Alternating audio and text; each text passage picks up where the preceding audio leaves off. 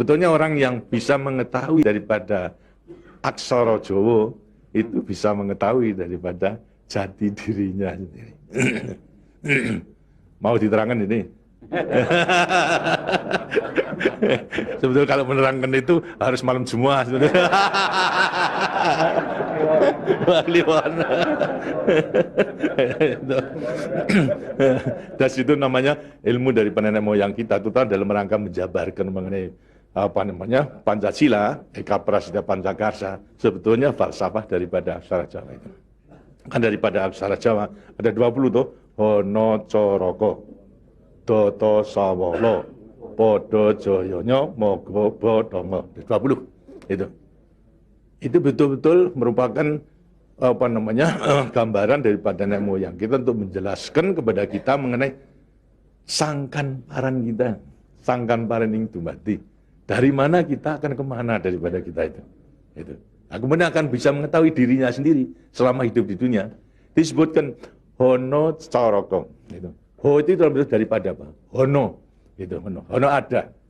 No itu daripada apa? Dari wujud daripada hono. Mulai daripada gono, nglegeno. Gono itu belum wujud, belum berbentuk. Apa namanya? Nglegeno itu masih belum ada sandangan, masih utuh, masih utuh. Itu belum ada taling tarungnya dan sebagainya, masih belum ada sandangan. Terus hono. Jadi manusia itu memang dilahirkan, diciptakan oleh Tuhan, mulai daripada hono hurip. Huripnya siapa? Nur daripada Tuhan Yang Maha Kuasa. Lantas diciptakan oleh manusia terdiri pada apa namanya tanah, kemudian air, lantas apa namanya ini hawa dan juga api. Apa itu? Ya daripada semua tumbuh-tumbuhan yang ada ini. Tumbuh-tumbuhan ini kan butuhkan dari tanah, butuhkan daripada air, butuhkan daripada matahari, itu pula daripada hawa. Daripada tanam-tanam dimakan daripada manusia, ada laki maupun perempuan, akhirnya menjadi cacat dari mani. Mani kemudian berkumpul suami istri, lahirlah, wujudlah daripada embrio tadi. Embrio itu masih nglegeno, masih gono. Itu mulai nonya itu, terus mulai daripada hurip, kemudian hubungan suami istri mulai timbul. Daripada gono, masing legono.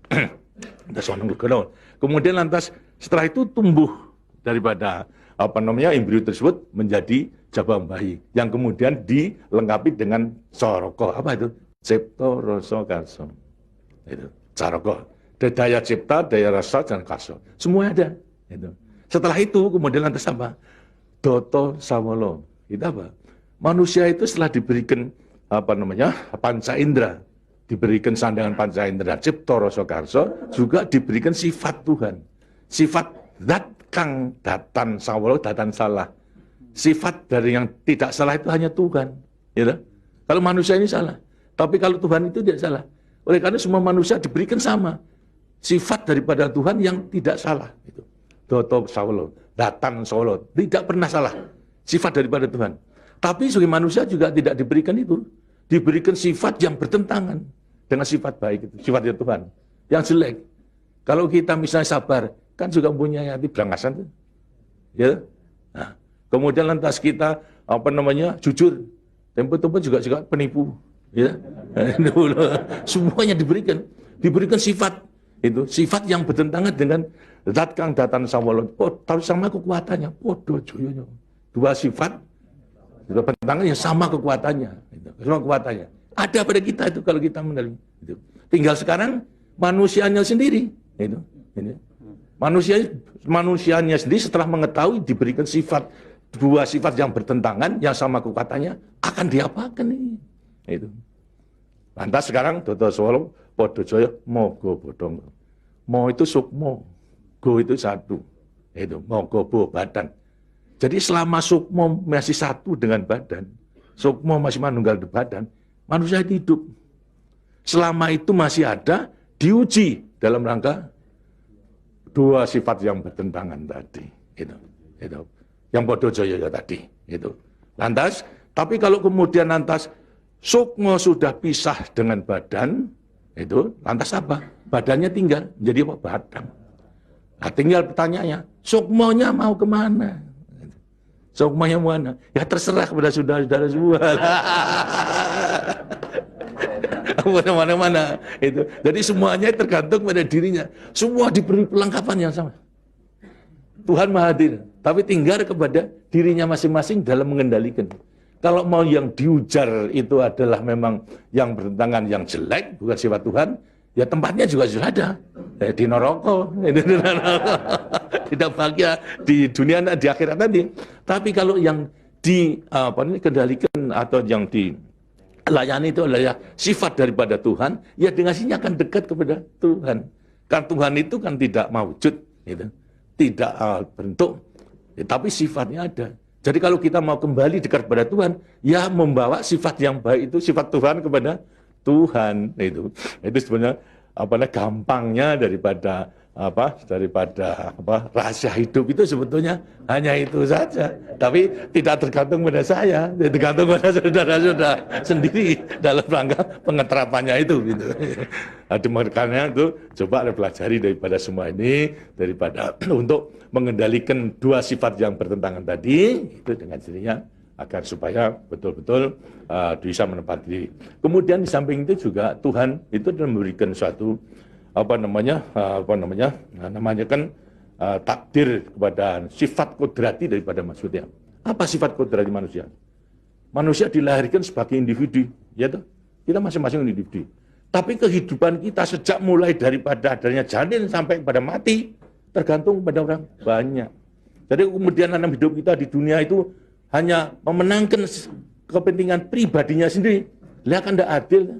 Tidak adil. Seharusnya memang menyadari bahwa sebagian besar daripada hidupnya tergantung kepada orang lain. Karena itu wajiblah sekarang memenuhi panggilan untuk ya bersama-sama dengan orang lain. Sebab hidup di dunia itu adalah bisa serasi. Jadi karena itu lantas sekarang namanya sifat kodrati daripada sifat yang monodualistis. Itu. Satu tapi kembar bukan tapi satu. Ialah sifat individu sama sebagai makhluk sosial. Nah, itu kuncinya daripada penghayatan, pengamalan daripada Pancasila. Itu. Nah, demikianlah waktunya saya kira sudah.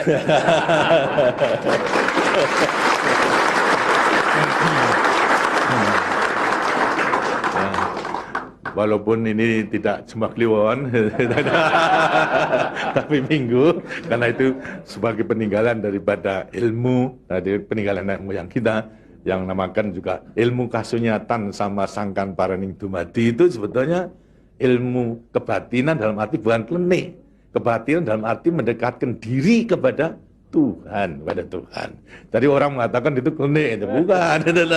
Yang klenik itu yang salah melaksanakannya, itu yang klenik itu. Tapi sebetulnya intinya adalah memang demikian. Nah, mudah-mudahan saudara-saudara akan bisa sekali lagi mengoreksi kepada diri sendiri. Artinya kasunyatan, lihat kenyataan pada dirimu sendiri. Itu. Bagaimana? Karena sudah mengetahui, baru nanti akan gampang untuk meletakkan semuanya. Terima kasih. Ya, demikianlah daripada penjelasan. Karena itu setelah nanti selesai kembali ke tempatnya masing-masing, mudah-mudahan akan bisa melaksanakan tugasnya dengan sebaik-baiknya dalam kita melanjutkan pengabdian kita pada negara dan bangsa yang sedang membangun ini. Terima kasih. Wassalamualaikum warahmatullahi wabarakatuh.